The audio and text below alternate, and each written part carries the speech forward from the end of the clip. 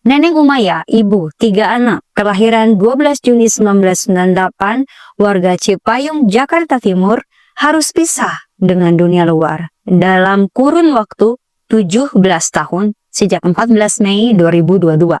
Apa penyebabnya? Yuk mulai, sini aku ceritain.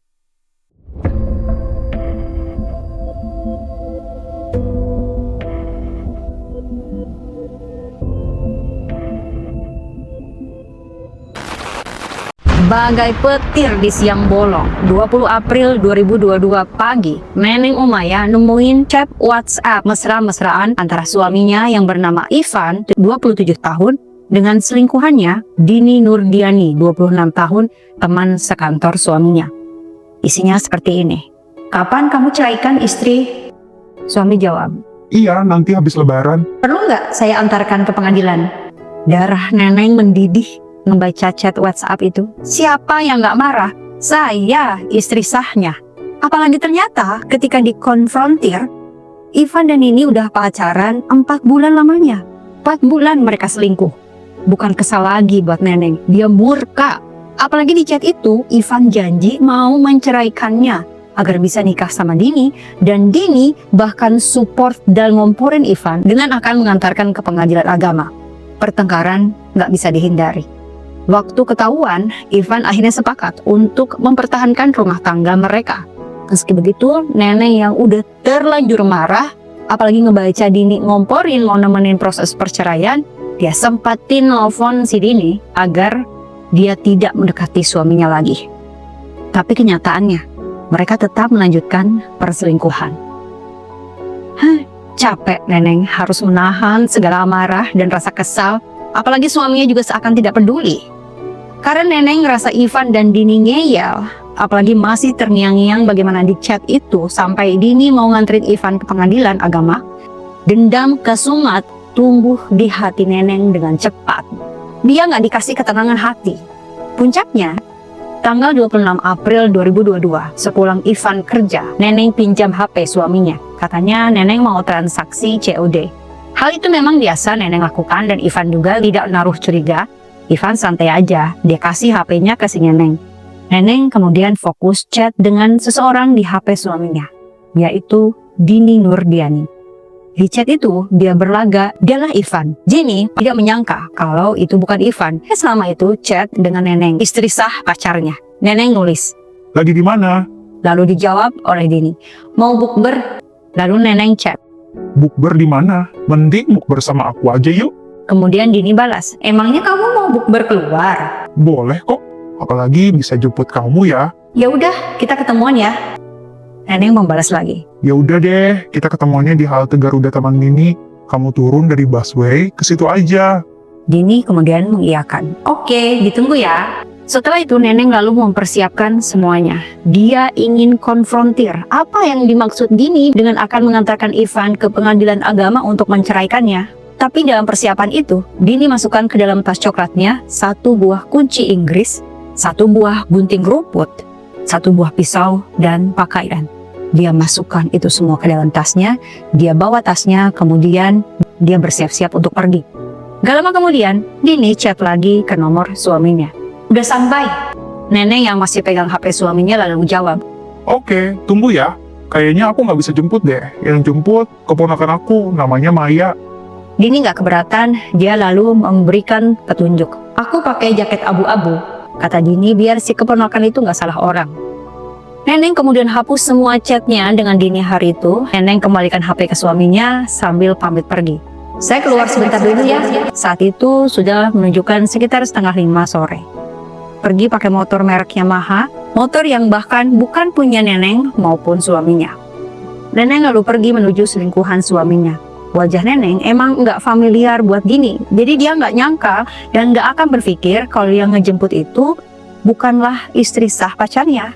Bahkan dia juga nggak tahu kalau betulkah atau tidak yang datang itu keponakan Ivan yang belum pernah dia temui.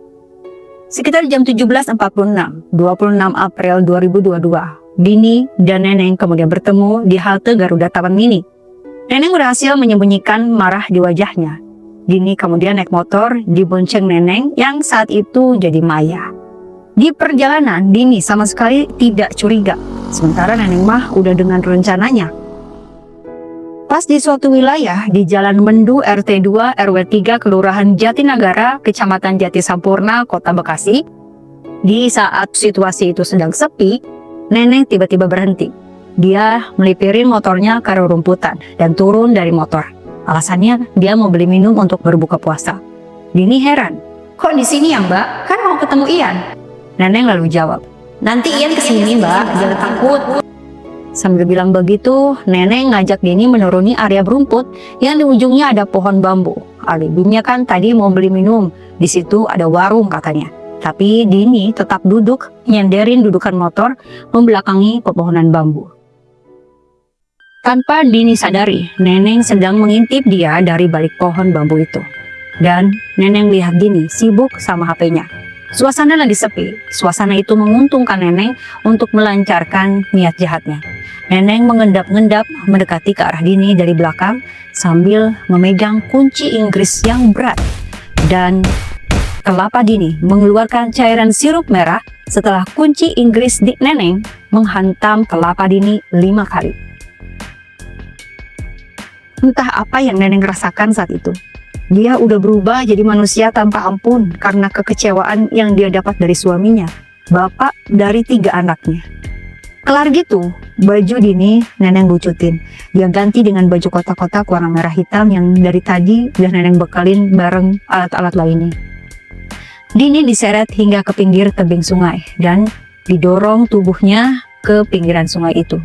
Neneng rapihin semua alat jagalnya termasuk HP Dini ke dalam kantong plastik warna hitam. Dia langsung pergi ninggalin lokasi. Dalam perjalanan, semua barang-barang dalam plastik hitam itu Neneng buang untuk menghilangkan jejak. Dan akhirnya Neneng sampai ke rumah sekitar pukul 8 malam. Situasi sudah berbuka puasa. Sampai rumah Neneng masuk ke kamar mandi, membersihkan badan dan juga membersihkan bajunya dari cairan sirup merah. Untuk sementara, situasi masih aman bagi Neneng. Pada tanggal 29 April 2022, Hermawan lagi cari biawak di semak-semak. Waktu tiba di aliran Kali Cikeas, perumahan CBD Jati Sampurna, Kota Bekasi, Hermawan mencium bau nggak sedap. Bau kayak bau bangkai. Karena penasaran, Hermawan pergi mencari sumber bau itu. Sampai akhirnya, dia nemuin tumpukan karung. Dan di dekat tumpukan karung itu, dia melihat ada sesuatu yang mirip jasad manusia. Karena takut dan panik, Hermawan kemudian pergi mengabari warga lain. Mereka kemudian datang lagi untuk mengecek ulang. Dan ketika dicek, ternyata betul bau busuk itu berasal dari jasad yang Hermawan lihat. Mereka langsung pergi ke kepolisian Polsek Jati Sampurna untuk membuat laporan. Sementara itu di belahan Jakarta Barat, Polsek Cengkareng menerima laporan dari keluarga yang sedang mencari anggota keluarga lainnya yang hilang. Sahmi namanya. Sahmi sudah tidak bertemu dengan adiknya yang bernama Dini Nurdiani sejak 26 April 2022. Terakhir komunikasi Sahmi dengan Dini adalah tanggal 26 April mengabarkan kepadanya agar Sahmi memberitahu ayahnya hari itu dia akan buka puasa bersama. Namun setelah itu tidak ada kabar dari Dini. Dini tidak pulang dan tidak bisa dihubungi. Bertepatan dengan pencarian Dini, Polsek Cengkareng, Jakarta Barat mendapat informasi kalau Polsek Jati Sampurna, Bekasi menerima laporan penemuan jasad dan sudah dievakuasi ke rumah sakit. Nah, akhirnya kedua polsek ini berkabar dan juga Sahmi kakak Dini dihubungi. Setelah dilakukan otopsi, kemudian keluarga Dini diberikan kesempatan untuk memastikan apakah jasad yang ditemukan itu adalah Dini yang sudah hilang. Dan ternyata terkonfirmasi oleh keluarga Dini bahwa jasad yang ditemukan di area Bekasi adalah Dini Nurdiani. Polisi segera melakukan penyelidikan, menelusuri aktivitas Dini dari kantor dan juga ke rumah. Dari keluarga almarhumah Dini, diketahui ternyata Dini punya hubungan dengan teman kantornya yang bernama Ivan, dan mereka sudah berpacaran. Ivan pun kemudian dihubungi oleh polisi untuk dimintai keterangan. Mendapat informasi itu, Ivan cerita ke istrinya Neneng. Nah, waktu mendengar kabar dari Ivan notice kalau Neneng terlihat seperti yang ketakutan dan gelisah. Karena merasa terdesak, Neneng akhirnya jujur sama suaminya kalau dialah dalang dari hilangnya Dini dan dialah dalang yang menghilangkan nyawa Dini. Singkat cerita, Neneng diringkus dan diproses di Polres Metro Bekasi Kota. Kepada polisi, Neneng mengatakan kalau meskipun dia puas sudah menghabisi selingkuhan suaminya, dia menyesal karena tindakannya mengorbankan anak-anak. Kepada polisi, dia mengatakan bahwa tanggal 26 April 22 itu dia ingin menemui Dini karena untuk mengklarifikasi mengenai perceraian yang dimaksud Dini di chat WhatsApp dengan suaminya. Tapi dia juga sadar, sejak awal memang dia sudah ingin menghabisi Dini karena dia jemput Dini dengan membawa 3 macam alat tajam. Perselingkuhan di ruang kerja memang bukan sekedar isu belaka dan bukan barang baru. Semuanya terkondisikan dan situasinya sangat mendukung karena jauhnya salah satu dengan pasangannya. Dini dan Ivan juga sama-sama karyawan perusahaan cleaning service yang bertugas di Plaza Mandiri Gatot Subroto. Dengan seringnya ketemu dan ngobrol, tumbuhlah benih-benih asmara di antara mereka. Hingga dalam diri Dini tumbuh keinginan untuk memiliki Ivan. Dan Ivan pun sama. Tapi bagi Ivan, dia terhalang karena dia masih beristrikan Neneng Nurmaya dan sudah dikaruniai 3 orang anak. Tentunya gak mudah buat Ivan untuk ninggalin Neneng begitu aja. Neneng yang dinikahinya saat masih usia 19 tahun adalah sosok yang mau berjuang bareng Ivan. Hingga untuk membantu Ivan, Neneng berjualan apa saja yang dia bisa. Ivan juga gak nyangka kalau istrinya bisa senekat itu. Apalagi di hari kejadian, semua nampak normal baginya. Atas perbuatan Neneng, Neneng dijerat pasal 340 KUHP tentang penghilangan nyawa berencana dan dijatuhi hukuman 17 tahun. Selama research kasus Neneng Nurmaya ini, saya terus-terusan beristighfar. Membaca keterangan dan alur cerita Neneng, jelas banget kalau Neneng ini dibutakan oleh amarah dan kekecewaan yang dia pendam sendiri. Sehingga dia lupa, dia sudah punya tujuan hidup lain selain bersama Ivan suaminya, yaitu bersama ketiga anaknya yang sangat membutuhkan kehadiran Neneng di tumbuh kembang mereka. Menurut informasi, anak-anak Neneng diasuh oleh Ivan dan mertua Neneng. Semoga mereka tumbuh jadi anak yang baik dan berbakti kepada kedua orang tuanya.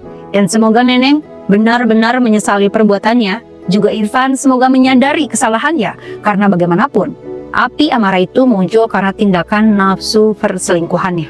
Tidak dibenarkan tindakan sadis Neneng, tapi juga tidak dibenarkan perselingkuhan Ivan. In the end, anak-anaklah yang jadi korban dan ada pihak lain yang harus kehilangan nyawa. Balik lagi ke video simak nanti. Jangan lupa like, komen, dan subscribe.